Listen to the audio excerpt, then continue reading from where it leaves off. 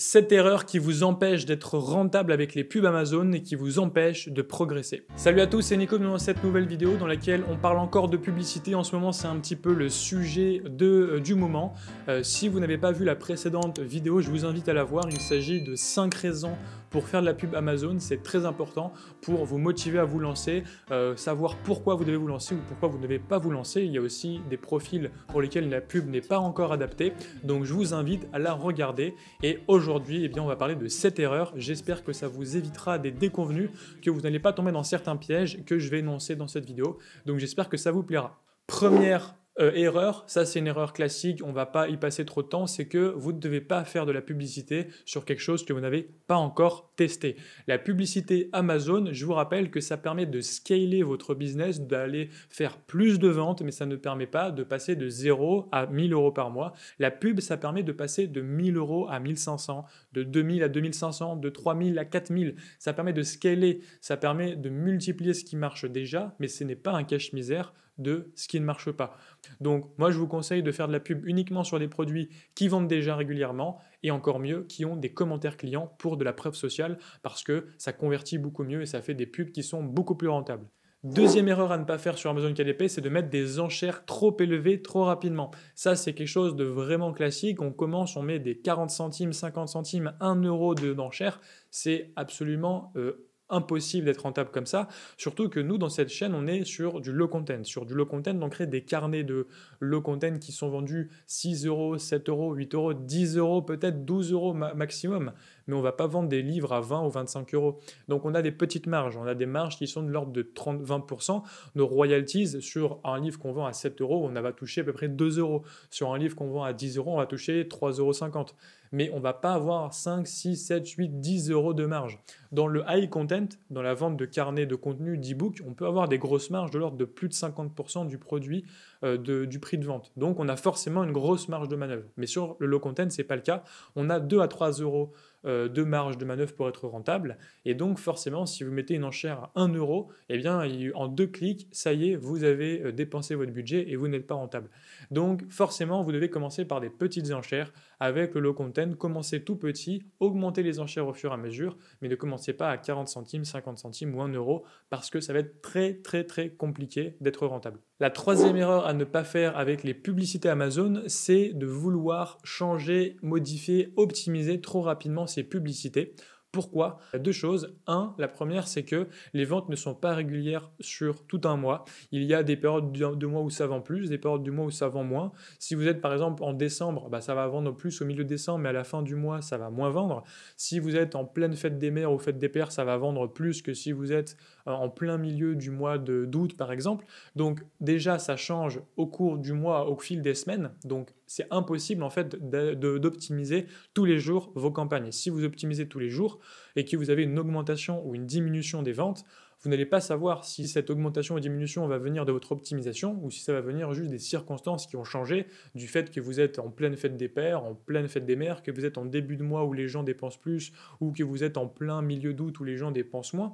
Donc il y a déjà ce changement de mode de consommation au cours des mois et au cours de l'année. Donc il ne faut pas optimiser tous les jours parce que ça n'a pas de sens, c'est pas significatif. Et deuxièmement, et ça c'est très important, c'est que ça a encore moins de sens puisque les rapports KDP advertising, les rapports de publicité sur Amazon, ils sont actualisés sous 14 jours. Ça veut dire que lorsque vous faites une vente, il peut y avoir 14 jours entre la vente et la notification de cette vente dans le rapport KDP.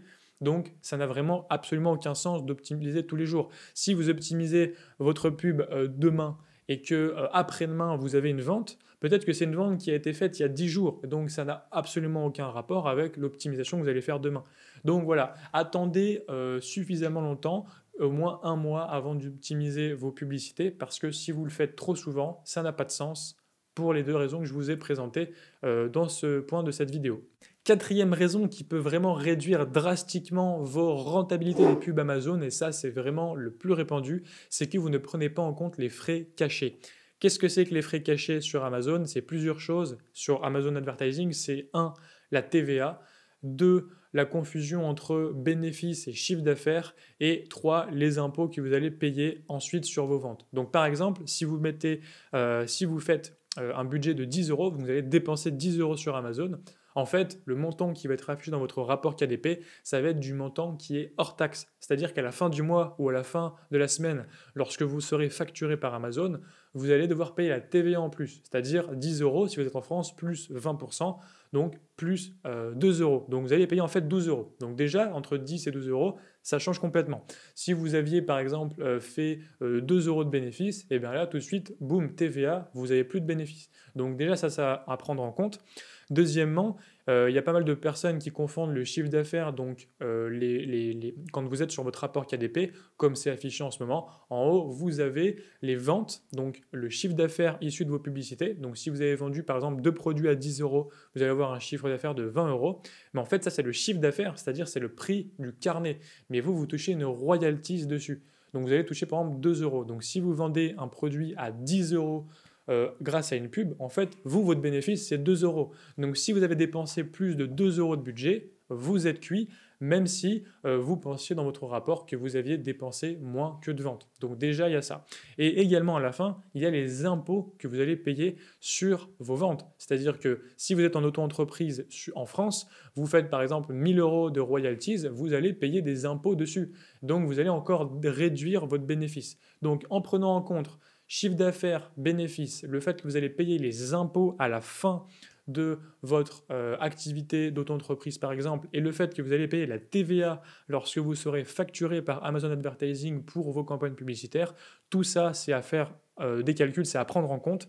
Et donc si vous avez envie d'avoir la méthode détaillée pour calculer la rentabilité d'une pub, je vous invite à cliquer dans la description où je vous ai mis en lien en fait une vidéo que j'ai fait il y a quelques mois concernant comment calculer précisément la rentabilité, le retour sur investissement d'une pub Amazon en prenant ces différents frais cachés, parce que c'est un gros piège et il y a plein de personnes qui pensent être rentables, mais au final, si elles faisaient le calcul vraiment, d'ailleurs elles le font jamais, si elles faisaient vraiment le calcul, elles s'apercevraient que c'est absolument pas rentable. Donc voilà, faites attention aux frais cachés. La cinquième erreur à ne pas commettre sur Amazon Advertising, c'est de ne pas être assez rigoureux avec les pubs, avec les rapports, puisqu'en fait, Amazon, comme dans votre rapport KDP, dans votre rapport Amazon Advertising, vous n'allez pouvoir sélectionner maximum que 90 jours de rapport KDP.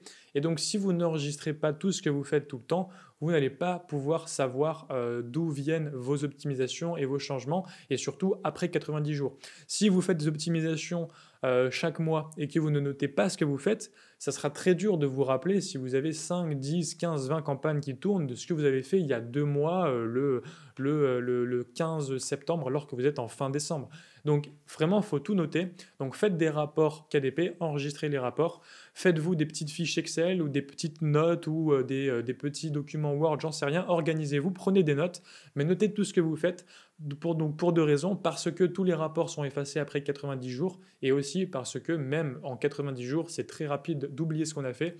Et en pub, il faut tout analyser. Il faut analyser les ventes, les enchères, les budgets, les mots-clés qui ont converti, les mots-clés qui ont fait des clics, le taux de clic, le taux de conversion. Il y a plein de paramètres, c'est vraiment des maths. Et donc, il faut analyser tout ça. Donc, si vous n'êtes pas rigoureux, que vous ne notez pas, que vous ne faites pas un minimum d'études de vos résultats, ça ne sert absolument à rien de faire des pubs. Vous êtes fait à l'aveugle. Donc, il faut être un bon gestionnaire pour ça. Il faut être rigoureux, il faut s'organiser, il faut tout noter.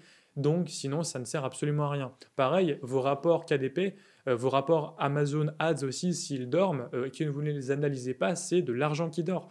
Vous avez des rapports Amazon, vous avez des mots-clés qui ont converti, vous avez des rapports de clics, vous avez des enchères, il y a plein de données pertinentes, il faut les utiliser, sinon c'est complètement bête, vous vous tirez une balle dans le pied, vous payez pour ces rapports, vous avez payé Amazon pour qu'il vous positionne sur des mots-clés, certes, mais aussi pour que vous ayez les données associées, donc analysez-les, et donc ça passe par être rigoureux, tout mettre de côté, organisé par dossier, par sous-dossier, parce que sinon vous allez vous y mêler les pinceaux au fil des semaines et des mois et ça va être vraiment compliqué. Donc voilà, soyez rigoureux. La 6e erreur à ne pas faire sur Amazon Ads, c'est d'être trop impatient. Ça revient au fait d'optimiser trop souvent les pubs et je vous ai dit d'attendre parce qu'il y a un délai de 14 jours et donc on a parlé un petit peu de ce délai et du fait de ne pas trop optimiser ses pubs.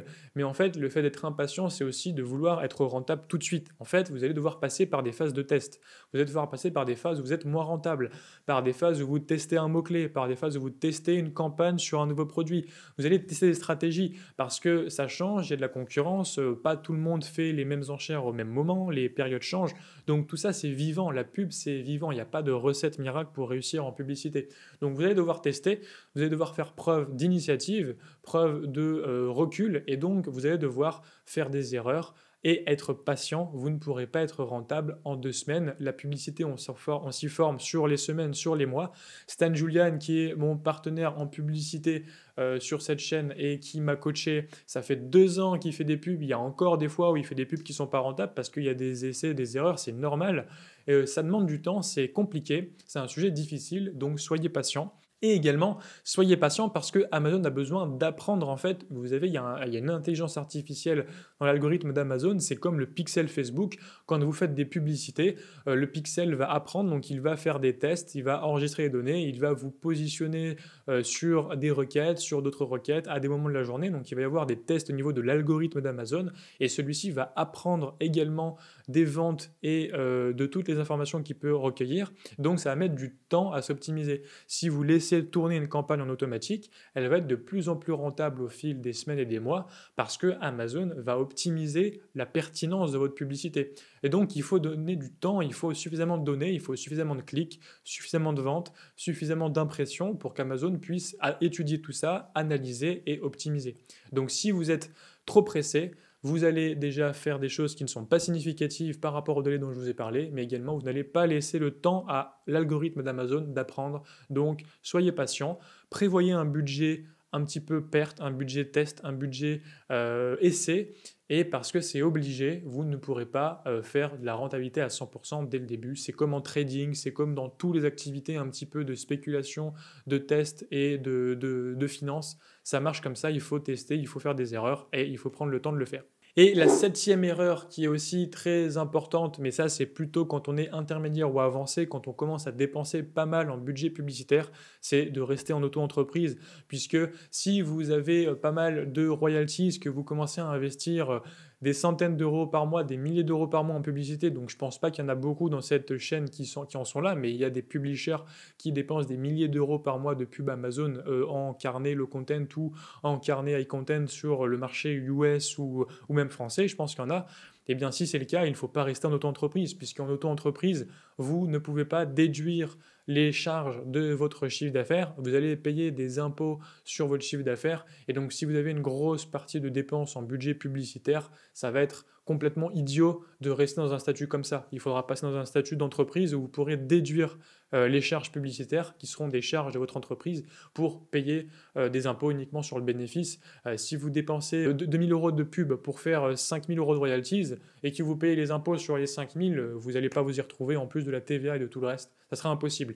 Donc si vous commencez à vous professionnaliser, à avoir un certain nombre de ventes, des royalties qui augmentent et aussi des budgets publicitaires qui sont conséquents, faites passer ça en frais d'entreprise et montez une structure d'entreprise parce qu'en auto-entreprise, ça sera malheureusement pas suffisant. Donc voilà, j'espère que ça vous aura plu, j'espère que ça vous aura aidé, vous aura évité des problèmes, des pièges, des déconvenus avec la publicité Amazon, que ça vous aura fait économiser de l'argent que vous auriez perdu en faisant de mauvais choix en publicité.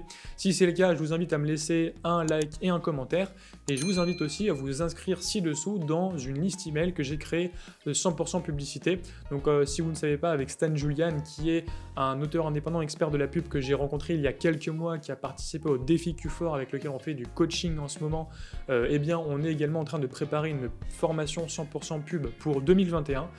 Donc si vous êtes intéressé par cette formation ou même par la publicité tout simplement, et je vous recontacterai sur cette liste email, vous pouvez vous inscrire sur cette liste pour être tenu informé des préparatifs de cette formation et de tout ce qui concernera la publicité Amazon sur cette chaîne YouTube. Voilà, j'espère que ça vous aura plu. Je vous souhaite une bonne journée, de belles ventes, de belles pubs Amazon, de belles campagnes et je vous dis à la prochaine. Ciao!